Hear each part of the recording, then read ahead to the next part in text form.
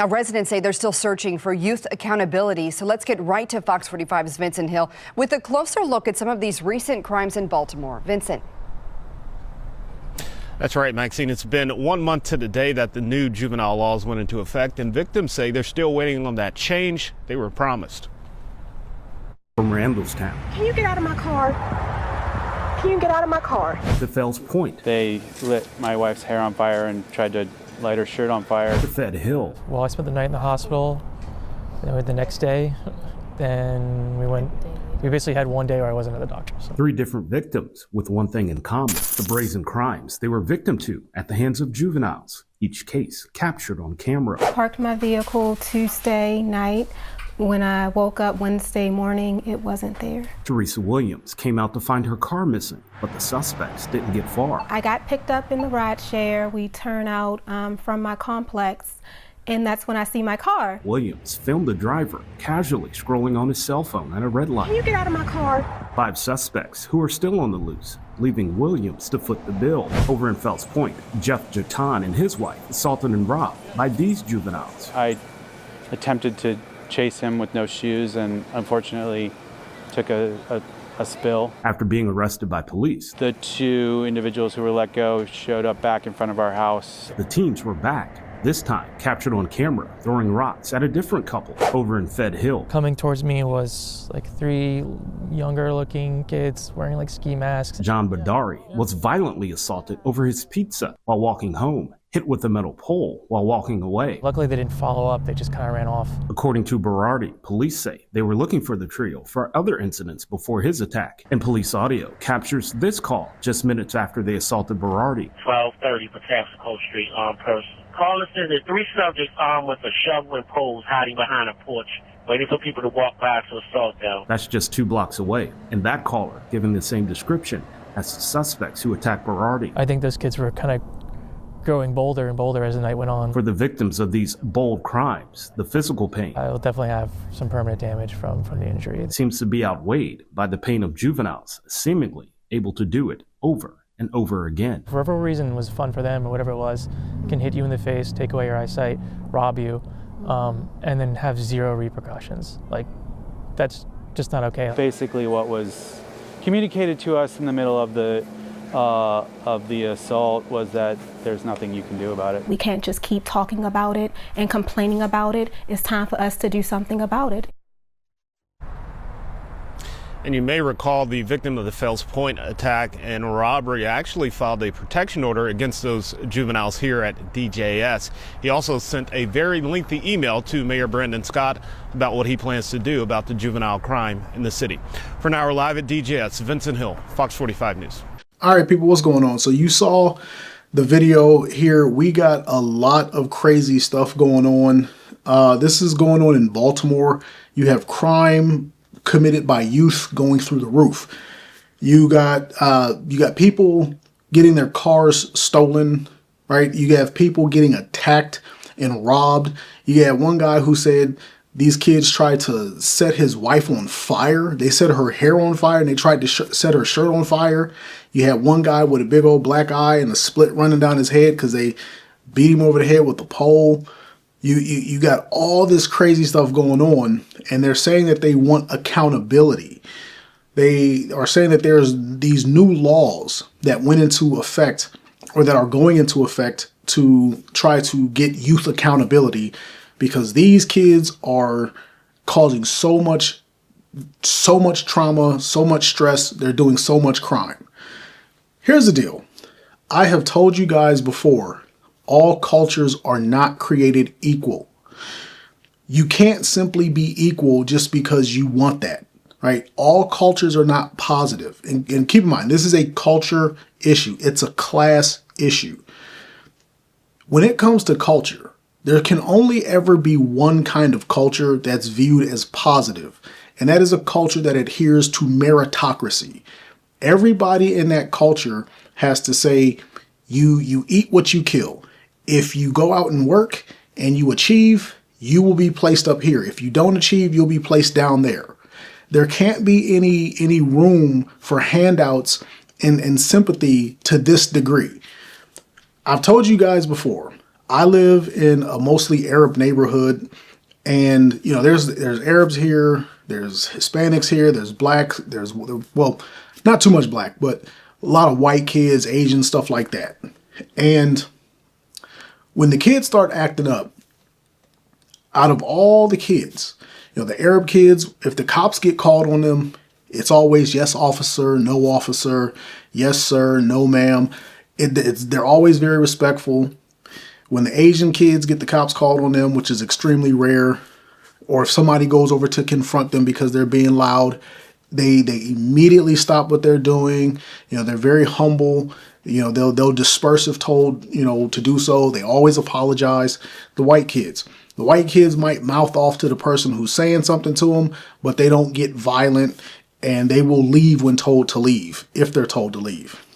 It's only when you have the black people come out, the black kids come out, and they'll be smoking weed and playing loud music, and there'll be signs at the park or wherever the gathering spot is that says no loud music, no smoking weed. Guess who doesn't follow the rules? It's always people from that culture who don't want to follow the rules. And this is why I say everybody from every culture can't be considered to be equal. Every culture can't be considered to be equal. And black culture is a very negative culture. This is going on in Baltimore. These kids are in Baltimore, and Baltimore is a majority, black, is black and white for the most part. But when it comes to minorities, I think blacks are like the majority minority. I could be wrong. Like there could be more Hispanics, but I think it's a majority black city. When you look at these cities with all this crime, you'll notice that these cities are always very liberal, and they want to take this soft approach to how they deal with their minority community. And they want to say, well, these kids are committing this crime because of, insert stupid reason. No one cares why you're committing the crime. No one cares about the woes of your life. Like nobody cares that your dad and your mom split up. Nobody cares that your dad is in jail. No one cares that your mom is toxic and she ran the guy off. No one cares that you grew up on Section 8 and you're poor. Nobody cares about any of that. They only care that you have become a burden and a danger to them. Now, I know there's going to be a lot of pro-blacks who hop in in my comments, and they want to defend black people. And what I'm going to say is this. Day by day, year by year, we get more and more Hispanics in this country. And let me explain something to you very, very well. In 10 years, 20 years, 30 years, when black people are a minority, and Hispanics have taken over as the majority minority, when we have more Arabs over here, guess what? None of those people are going to care about the North Atlantic slave trade. They're not going to care about the Barbados Rebellion. They're not going to care about anything in terms of slavery. They're not going to care about antebellum times, and they're not going to care about Reconstruction era slavery, and they're not going to care about the civil rights movement, black codes, Jim Crow, the crack epidemic. They're not going to care. They're not going to care about you. They're going to step right over you, and they're going to take their place in society. And they're going to adhere to their culture, and they're going to give their kids the leg up that America provides. Nobody cares. And this is why I tell people, if you really want to help minorities, if you really want to help black people, stop letting them walk around unaccountable. What are these people looking for in this video? What did the video start off saying? They're looking for youth accountability. Accountability is the first step to you being a worthy citizen in any culture. Are you responsible for yourself, for your family, and for what you and your kids do? And if your kids step out of line, do you hold yourself accountable? These kids have never, these young black kids have never seen accountability a day in their life. These kids don't go to school. They can't read. They can't write. They have nothing positive in their life. and they are 4 or 5 generations deep in Section 8. They're not learning anything of any substance, and nobody holds them accountable for anything they do. And when they try, what happens? We get a case like Daniel Penny. You know, shout out to that guy and his lawyer and his legal team. You know, thankfully he was able to beat those charges. I think everybody saw what was going on. That was just a political chess move, and thankfully he came out on the other end of that, innocent or not guilty, as they say, because you're never actually proven innocent. You're just proven not guilty.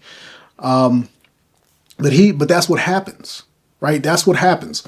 Somebody tries to step up for their community. They try to hold somebody accountable and say, no, you're not going to just get high and come on the subway and start terrorizing people. They step in, they become the hero, and then they have to sacrifice to that great extent, because the liberals, they don't want you to be safe. They want these other people, these negative cultures, these degenerate cultures, the hip hop culture. They want these people to be able to run around with impunity. And then when you really think about it, you know, like the one guy said in the video, he got robbed and they stole his money. He got attacked and robbed, and the kids were let go, and they were right back out in front of his house throwing rocks at a car. And I guess they said they were bragging about, you can't do anything about this. This is what happens when you try to defund the police. This is what happens when you say the police are the enemy because they, you know, take a black guy off the census for acting stupid. This is what happens. The police have to turn you over to the crime. They have to let the crime grow out of proportion so you can understand how much you need the police. You need the police. They're a necessary evil. 200 years ago, 300 years ago, when everybody went to church and everybody knew their neighbor to the left and to the right, the neighbor across the street, whatever the case might be, when everyone knew everybody and everybody had the same cultural values, yes, you didn't necessarily need the police. But now that society is as big as it is, and we want to give everybody a way out when they mess up, now you need the police. But what do you do when the police do their job? You sue them. You want to fire all the police. You don't want to blame the criminal. So what happens? The police have to let you suffer. They have to enact, or they have to, I guess, have a soft on crime approach. So these kids go out there, they're breaking windows, they're, you know, robbing people, they're doing this and they're doing that. And they know you can't do anything. Why? Because you marched and protested for soft on crime laws for black youth, because those are the people who keep getting in trouble. But somehow you've been brainwashed into thinking holding black people accountable is racism, right? So you guys, you really need to make sure that your liberal friends are hearing this message. If you don't want to hold people accountable, you are going to suffer. The criminal does not say, oh man, thank you for seeing me as a human being. I'm gonna go out there and turn my life around. They don't want to turn their life around. These people are not, this is not an after school movie where it's not Lean on Me, where these kids are going to go out here and make something out of themselves and graduate. They are not thinking like that. These kids who come up out of hip hop culture, savages.